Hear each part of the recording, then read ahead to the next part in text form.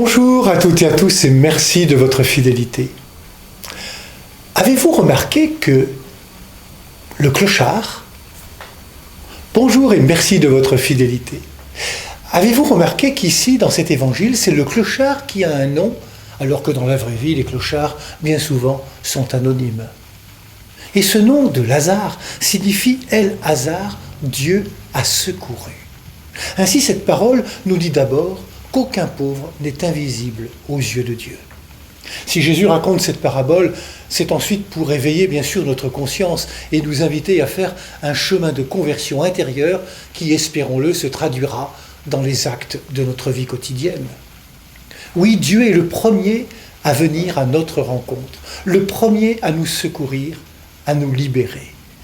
Mais c'est à travers les êtres humains dont nous sommes qu'il agit. Ainsi, cette parabole que Jésus adresse à des pharisiens prisonniers de leur ritualisme aveuglant, il s'adresse à nous aujourd'hui. Et elle dérange, comme la misère dérange, comme les inégalités dérangent, comme les injustices dérangent.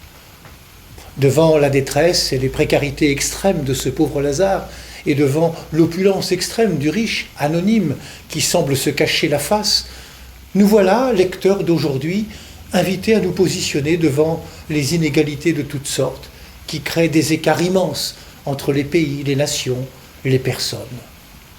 Cette parabole donne l'impression d'une vie bloquée.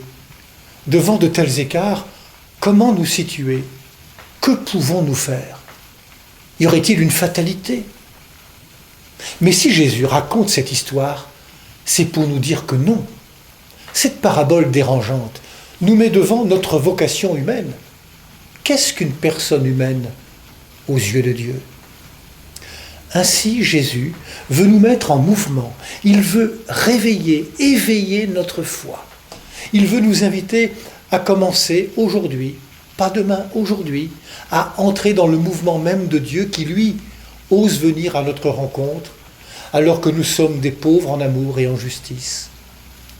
Le mouvement même de Dieu qui ne considère personne comme anonyme.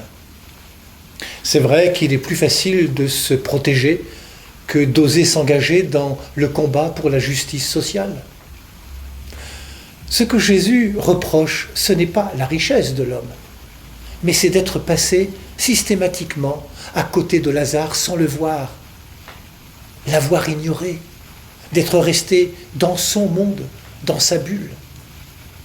Jésus a passé sa vie à créer des passerelles entre les personnes, à vaincre les préjugés qui aveuglent.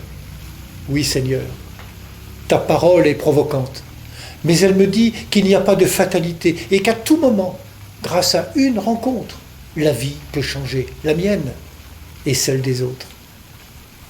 On ne grandit en humanité qu'en osant la rencontre de celles et ceux qui nous semblent lointains. Vais-je oser la rencontre avec les Lazars d'aujourd'hui? Bonne marche vers Pâques à toutes et à tous.